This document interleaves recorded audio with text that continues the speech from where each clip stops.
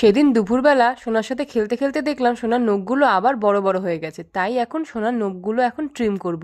বাচ্চাদের নখ এত তাড়াতাড়ি কি করে বাড়ে কে জানে বাবা, এক সপ্তাহ হতে না হতেই দেখি নখ বেড়ে যায়। এই বেবি নেল ট্রিমারটা সত্যি খুব এফেক্টিভ। আমি যখন সোনার 1 থেকে 1.5 মাস বয়স তখন আমি কিনেছিলাম, আর সত্যি খুবই ভালো, মানে সোনার একেবারে লাগেই না বলতে গেলে। নেল কাটার হলে তো আমি কাটতেই পারতাম না কোনোদিনও, এটাতে তাও অনেকটা কেটে আর সোনা খুব আনন্দও পায়। দেখো কি কি হয়েছে? হাসি হাসি হচ্ছে। ও খুব এনজয় করে ব্যাপারটাকে, এটা আমি বুঝেছি। দুপুরবেলা রোদে বসতে কারই না ভালো লাগে, তাই সোনা একটু ঘুমিয়ে পড়েছে, তাই আমিও একটু রোদে বসে আছি।